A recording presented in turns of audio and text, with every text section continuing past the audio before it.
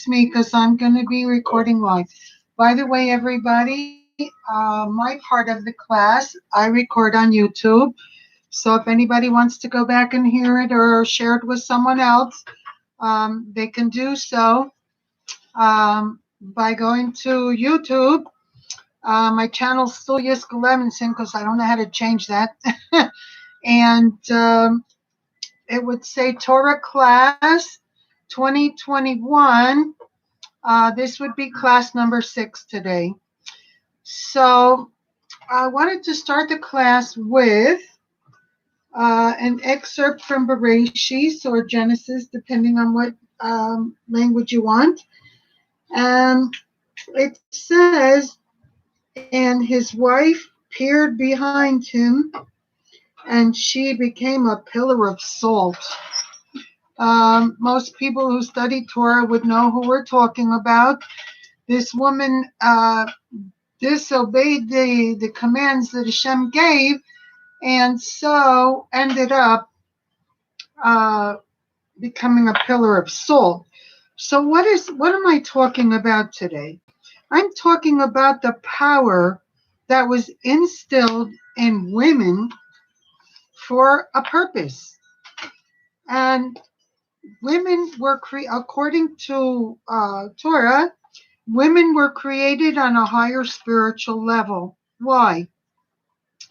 Women were created on a higher spiritual level because they have a house to take care of, a husband to take care of, children to take care of, laundry to take care of, you name it.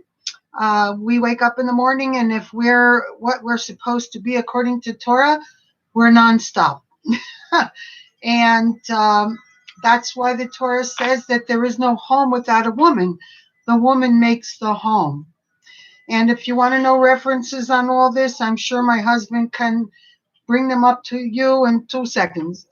But it's all there. So what am I trying to point to? A woman is born with a golden spoon in her mouth.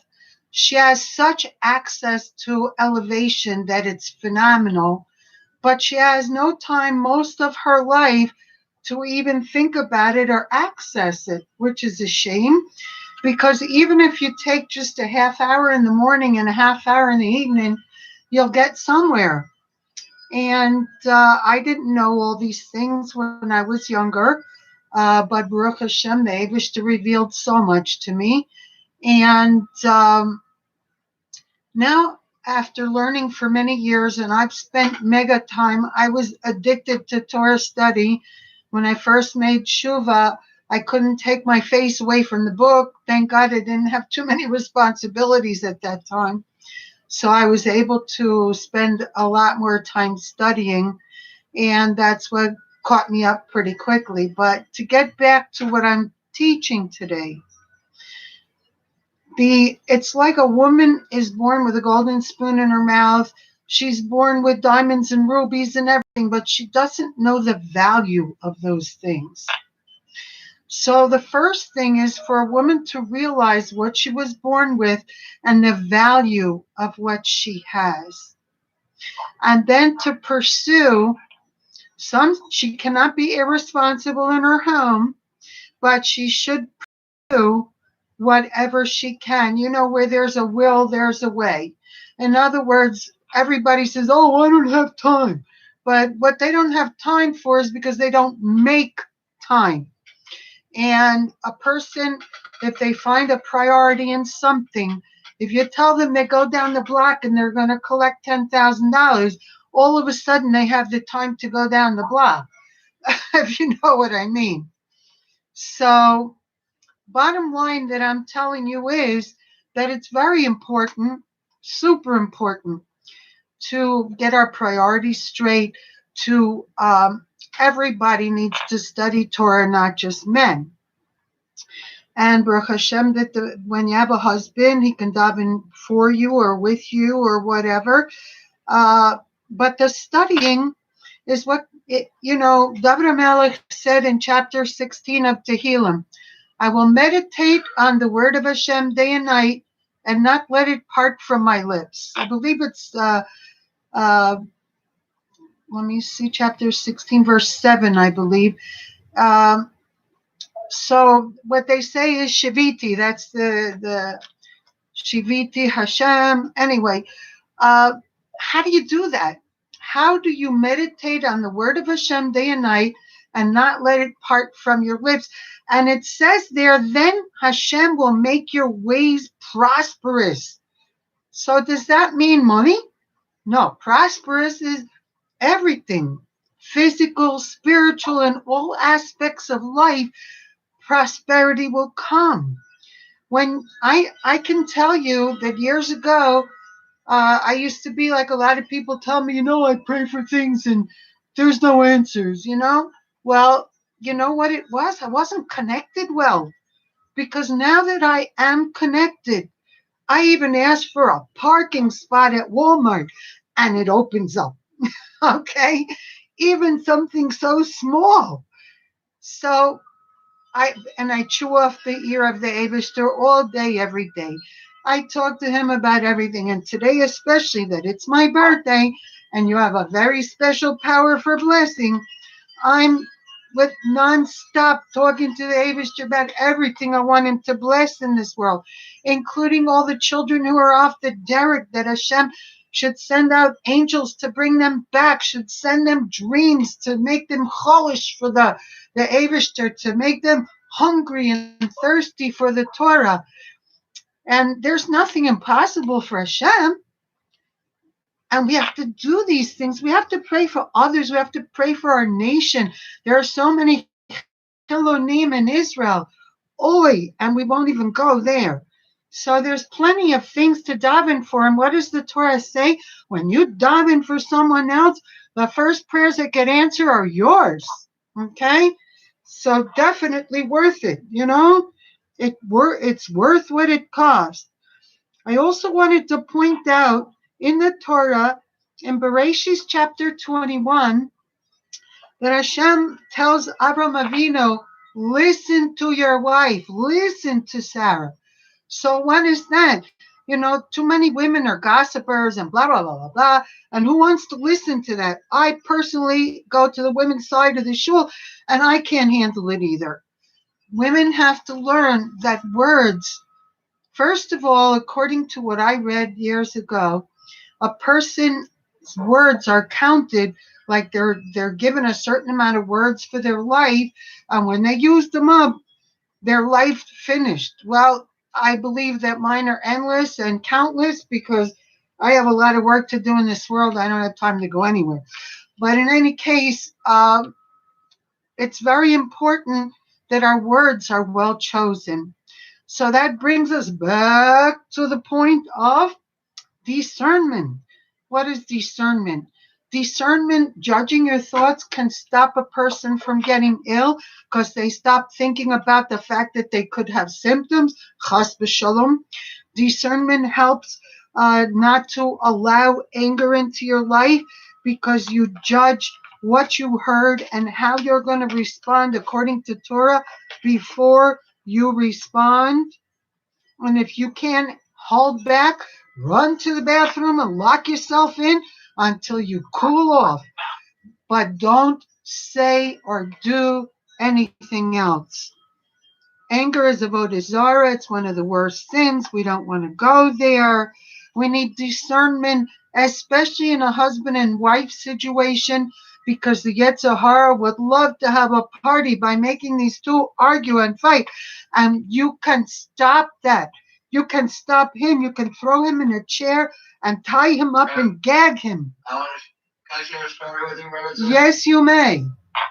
So it's Friday night, and we're about to make Kiddush, and I'm holding the coast, and I look over to my right, and that my wife had asked me to turn on when she filled it, to make sure it heats for 4 hours on the timer, so we have hot soup and food for Shabbos dinner. She heated it up before putting it into the warming tray, but it has 3 separate compartments. Whatever has a heating element, I need to press the button and get started. And she asked me to do that, but I got distracted, whatever.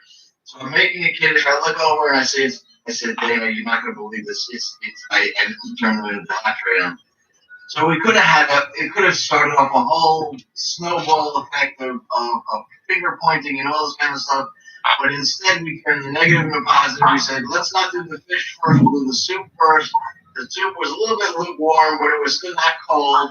And then we had the dinner, we had the fish, and then we had the dinner. But it turned a potentially firecracker kind of situation into that fact that I decided to be on the same note, and to keep Shalom by it. So we're very happy to report that we were presented with a situation. I mean, I made a mistake. I forgot to turn on the warming tray. So Nisayon, right? Yeah. But whatever, it didn't turn out badly. It just turned out, it's in the big picture of the big scheme of things, it's very minor, right? So we have to put it in perspective. But the most important thing is to realize that we need to be on watch. On watch for our mind. The mind is the battlefield. That's where the Yetzer Hara tries to have a party. And most of Tanya talks about the Yetzer Hara and the Yetzer Tov in many, many, many, many parts. And that's why I went on a rampage to teach people about the tactics, okay? And one of the best and safest ways to protect yourself is to be on watch on your mind. Think about everything that goes in there. Realize that not everything in there is your own, because that's one of the Yetzer Hara does that, tries to trick that all the time. You're thinking this of yourself and you and blah, blah, blah, blah, you and you. It's not you. If you ask yourself, if you're thinking of anything, you have to set up what I call a sifting system in the brain, that everything that comes in there sifts through the knowledge of your Torah, of Hashem's Torah, and see if it comes out the other side clean. If it gets stuck in there, it's got to come out. I have many people tell me, I don't know how to get thoughts out I don't want in there. Let me tell you something. If you are having a hard time, one time I came back from shul in the morning, I was in Puerto Rico, and all of a sudden I kept having these thoughts that were on a depressive side. I said, that's not me. What's going on? Got to get rid of it. Get out. I don't want to think like that. And you know what I had? I marched around my dining room table 7 times saying, the joy of Hashem is my strength. The joy of Hashem is my strength. The joy of Hashem is my strength. And by the 7th time, that thought left.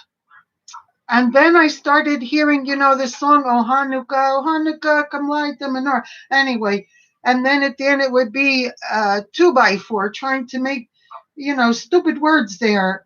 And so I said, oh, no. Every time I hear that, I'm going to say, and Hashem, I love you more. To rhyme the 2x4 with Hashem, I love you more. And the Yetzer stopped. The Yetzer stopped doing that because he didn't like what I was doing with it. So we have to set up whatever it takes, tactics, I call it. Tactics to antidote evil of all kinds. But we realize above and beyond all, the mind is the battlefield. The mind is the battlefield, and we have to be watching the mind, watching it, not just in the head and out the mouth. That is the most dangerous, unbelievable dangerous. And if we're feeling emotionally in any way, then we have to for sure question and see what's going on. But anyway, to get back to the thing about the women and the men and all this stuff, I think I'm going to have to do a second continuation of this, because there's a lot of things that are involved here. So men can help women elevate. If you went to shul in the morning, or that was before COVID, right? If you went to shul in the morning and you davened and maybe you studied a little, studying is great, but if you give it over is how you retain it, according to what I learned. So who are you going to give it over to? Who's better to give it over to than your wife? Just make it interesting, not boring. So that makes you think more about what you're going to give over. And then when you give it over to her, you retain it. So it has a double purpose. Absolutely. Yeah. So, Yeah, for sure. And that way you help her to utilize the equipment that Hashem gave her. She's going to be happier. She's going to be more pleasant. She's going to be more patient because the elevation level causes everything a person would want in another person to be there.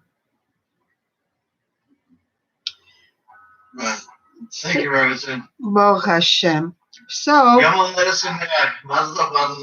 oh man, thank you. And I wish you everything you have been davening for up to now and what's coming yet and hasn't been. May Hashem bring all those davenings and prayers to fruition. Akshav. As soon as you speak them, may they happen. Yes. And for everybody listening and for everybody from the blessings of the Torah, we give it to you. And Hashem should provide for you and Rabbi everything that you need, but God should reward me and the many, many brothers above. We want to increase in the output of Torah. We want to increase in the ability to find the people that want to donate to set up the shul here and the chumashim and everything that would be needed there. And only the Eibishter can bring the people for us to teach. And we know there are Jewish people here because the first shelf to be sold out in Walmart and Cashwise, which is our supermarket, is the kosher stuff. So there must be Jewish people here. There are no congregations here. The Goyim believe in the bubble meisers, I call them, because I don't want to say the horrible, idolatry that they're following. Not hostile to maybe, I don't know. Exactly. So what's the point? The point is that truth is needed for everyone. The Goyim deserve to know who is God, and they deserve to know who they are, and what is wrong and what is right. At least for them. I wanted to tell Robertson what Dana had asked Rabbi Barron. He does a lot of work for Koshers. And Dana asked him about buying fish like a Giant or Safeway or a supermarket. They basically buying a piece of salmon. Basically, it's cut. It's in a plastic package. It's got the skin on already. They haven't scaled it possibly, but it's a fillet, a frozen salmon fillet. He said it's okay because most of the markets, if not all of the markets, are careful about cross-contamination. They don't cut pieces of shrimp or whatever, or tray, whatever, with the salmon with the same knife. So basically, we're buying like not only 7 Mile, but if we had no choice, we didn't have 7 Mile or Maven Market, we might go to a Giant or a Safeway and buy one of their family salmon packs. You want to hear something? When my husband... Careful, so I don't know if you want to... They say that the way they deal with fish fillet is usually... If the skin is still on it.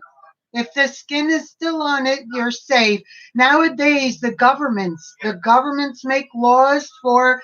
We went over here to a deli that had fish, out, and they kept the skin on it, Baruch Hashem. And as long as they had the skin on it, it was okay because the government laws don't let them cross the knives over anymore. Everything has to have its own knife, thank God. But listen to this. So we were buying, it had the skin on it. So we bought it in like the deli, the fish area of the deli. So what happened? I don't remember how or why. Oh, we called up. There's a private place called Wurst here by German folks, right? And I don't know if I had told you that there's Germans, there's Lithuanians and Russians that are probably lost Jews here, yeah? So we called them and they said, yeah, we have salmon. And so we went there and guess what? They have it in a sealed package with a huge OU on it. Oh, wow. So, Wow. yeah, so here is a non-kosher deli with a kosher sealed package of salmon for us that they bought it before we got there. Tell me the Avishter is not taking care of us.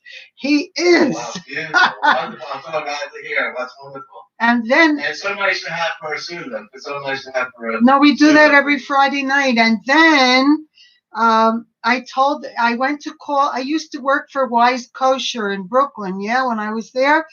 And I called her the other day and she told me, no, we opened a new company. There's a website online called Organics, glatorganics.com. And if you buy $250 worth of meats and stuff, and they're now packaging their own, and they're Williamsburg people. They're ultra kosher. I know them very well. And if you buy $250 worth of meat, they ship for free. Oh, phenomenal. Frozen, yeah. Yeah. So Nice. yeah. So what did I do? I told those people that we buy the fish from about them. So if they'll bring in the meat too, we're set. You know. Oh, maybe they could sell it and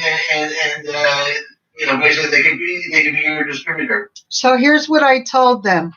I said, whether you're Jewish or not, the whole process of kosher is that the animal cannot be rendered frightened when it's killed. Therefore, there's no adrenaline in the meat. And then it's killed immediately from the main vein so that it doesn't suffer. Therefore, kosher meat does not have adrenaline, which is poisonous to the human body. I said, and people are very organic minded these days. If you get an article write-up about kosher meat, you'll probably sell it to everybody in the county that wants healthy stuff. Yeah. So they heard me on all that, and I said, here's my phone number. If you need help when you get the newspapers with the article, call me. I'll come down and help you, no charge. Right. So beautiful. That's like a robot. Yeah, Hashem is opening doors in many areas, in many directions. And I believe the only reason it's quiet around here still is because since we just got married, Babyster's given us a little time to get to know each other before we get into some big time work, you know? Yeah. Also, you guys have a little bit of climate to deal with in North Dakota. No, so. You see, my husband doesn't. Not bad, yeah. Let me tell you something. The weather is better here than in Brooklyn. Here, when it snows, it's like little dust that comes down, and then we always have a wind, a little bit of a wind at least. So by the time I get out to the car, the wind blew the dust off. I never have to clean the car here, almost never. And last week was I'm here over 3 years.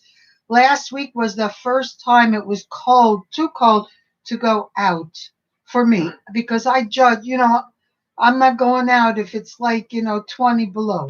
Not below, but below 20 degrees is what I'm saying. So, right. That's very cold. Yesterday that my wife and I surprised a friend of hers, and we walked up at 2 in the afternoon.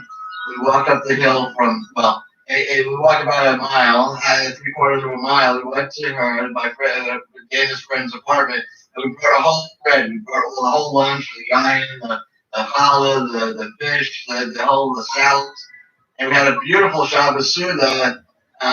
But it was a sunny, bright day, but it was very chilly. It was probably 30 degrees, but with the wind, probably the wind chill was 20 something. Yeah, no, but here it's not like that. Day. We couldn't resist to go out and go for a walk and to go to this friends a little bit far away to have a Suda, because she was supposed to come to our house, She didn't come, so we said, "Oh, let's just find out if she's okay." So we went to her. So. And because the humidity is low here most of the time, so the cold doesn't. The humidity is very low here most of the time, so it could be 40 degrees over on the East Coast is colder than 20 here.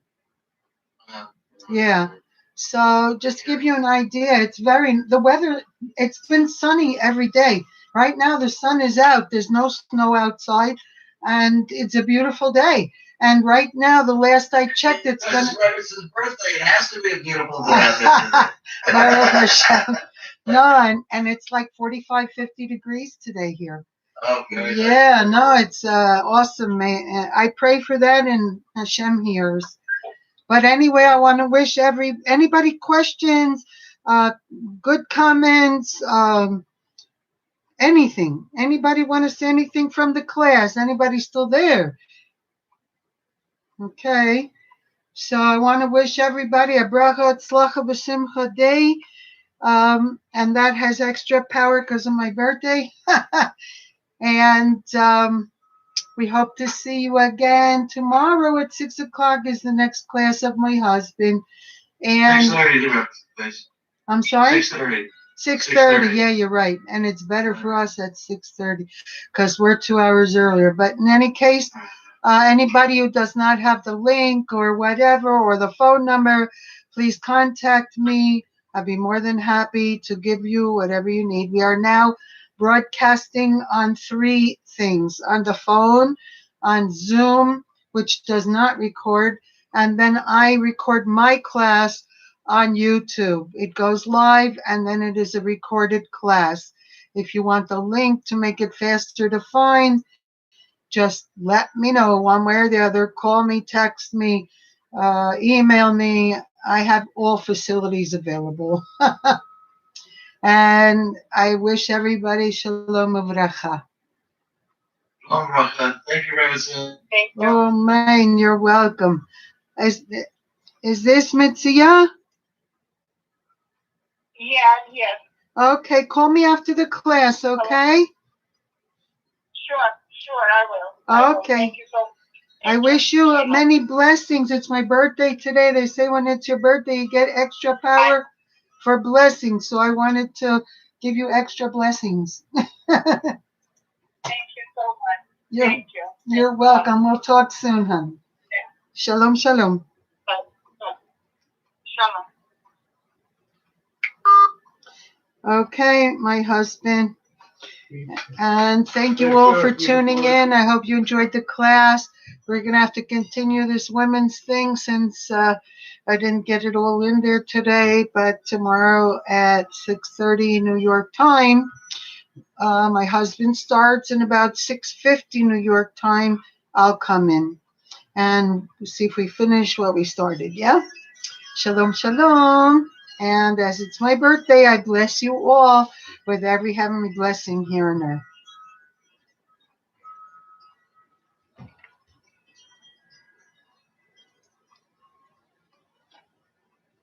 Okay.